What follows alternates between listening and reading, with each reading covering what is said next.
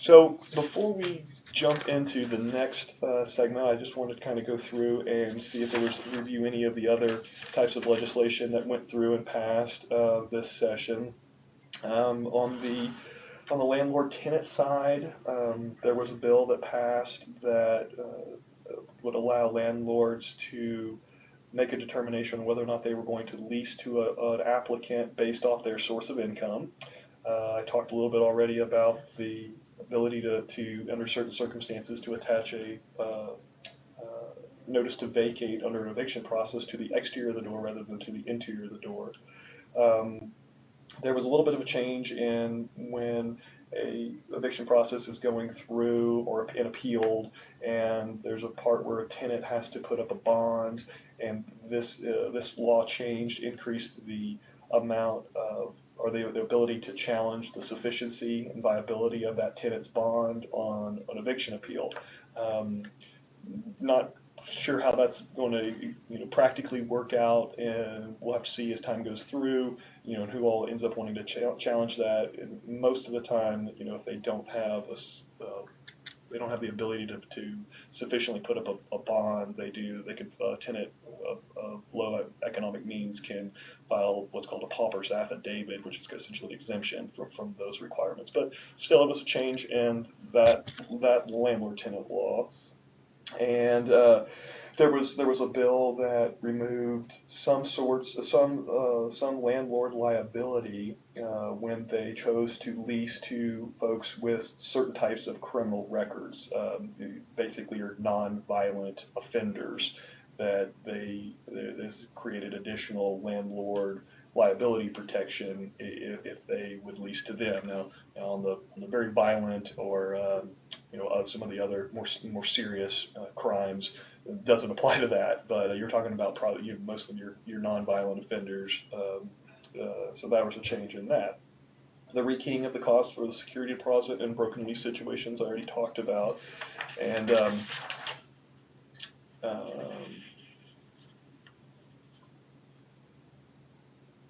there was initial kind of unique law that passed that would allow a city, if they wanted to provide basically a storage pod for a tenant's removal of personal property in an eviction situation. This was actually brought on by, I believe, the city of McKinney that was doing this, and they came and advocated, and the legislature ended up working on and passing that. We didn't see too much as far as disaster recovery bills. I mean, there were several that were filed that we tracked, but there was no big significant change in those. So that pretty much stayed status quo. On the cities and county authority, we saw some kind of unique bills. There was a recreational vehicle or RV park, which is separate in the law from a manufactured home community, but in some many ways similar. So we watched that with interest. And what the RV industry was trying to advocate was a statewide minimum infrastructure standard for their RV parks.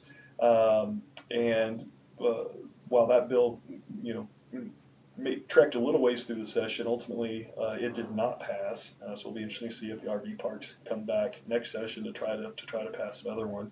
There were some other county authority bills that did not pass, that were about increasing the county's ability on land use authority.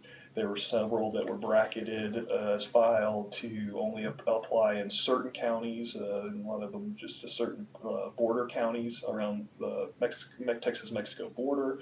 There were some things on builders or cities being able to impose builders with various different impact fees and things like that. But none of those ultimately ended up passing. On the finance and lending side and foreclosure side, there was a decent amount of activity. There was a kind of an omnibus, or like a very large kind of all-encompassing bill that the state financial regulator of manufactured home lending products, the Office of Consumer Credit Commission under the Texas Finance Commission, that they were trying to advance. It was essentially a modernization of the of a lot of the statutes, the lending statutes, in reaction to many of the federal changes that have gone on with the Dodd-Frank Act and the various other regulatory changes from the Consumer Finance Protection Bureau. And in that, when that large omnibus bill, part of that touched on Chapter 347 of the Finance Code, which regulates manufactured housing finance transactions and credit transactions. And there's multiple, citation references that are now essentially inaccurate and don't point to the correct place in federal law. And so this bill was looking to kind of clean all of that up. And while it sailed through without opposition or any votes against it in committee, when that bill got to the floor, it just so happened to get on the very last day that it could be passed out, and it was attacked by a small group of legislators to essentially not to be removed from the calendar that day, and with no time left on the clock, they effectively killed that bill. So nothing changed on that. So everything's kind of continues to point to the wrong section of the various federal laws, but probably a very good chance that in later sessions that effort will be made again to try to come back and clean that up and change those references, which we'll closely watch and monitor, and hope maybe this time if they can advance it quickly enough through the process so they're not sitting there on the last day, they won't be susceptible to being knocked off and killed at the very end by the clock. There was legislation passed that would provide surviving spouses with certain mortgage information, and then there were 3 bills dealing with the non-judicial foreclosure process of real property that was brought and advanced by mainly a law firm that specializes in non-judicial foreclosure processes. There were some details and nuance in there that they wanted and advocated for, and that got passed. There was a bill filed to allow cities to mandate fire sprinklers, but that bill ultimately did not pass, didn't actually even come up for a committee hearing.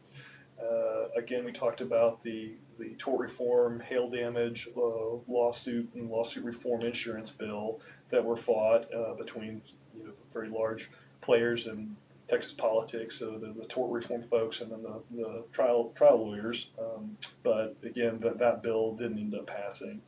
A few bills that similarly did not pass that we were watching that could have had an impact is there were a couple of bills looking for the roofing contractors it was very broad. The term used in the bill for roofing contractors was very broad and would have also included our MH manufacturers and some retailers, and calling for them to register. Fortunately, those bills did not pass, as that would just have added yet another layer of regulation to some of our license holders. So that one didn't pass. Another set of bills that didn't pass, there were 3 bills that were filed that actually did have a direct impact, or would have had a direct impact on our industry. They were all 3 filed by Senator Lucio, and started off on the Senate side.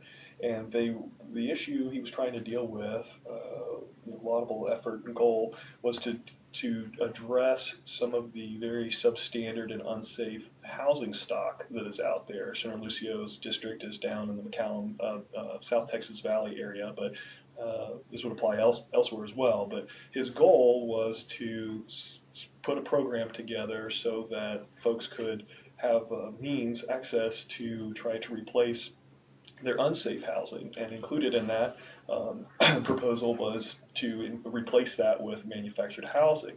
The funding mechanism that he looked for was actually a repurposing of the state new manufactured home sales tax that is paid. So we pay sales tax on every home, and it amounts to about $14 million in tax revenue, and he was going to try to repurpose that to go into a home replacement program to be used to replace unsafe existing housing stock. But none of those three bills ended up passing, and so the sales tax for MH remains the same, and none of the housing programs were enacted. Um, there were on the transportation side, there were several bills talking specific areas of the state, but nothing real significant on that.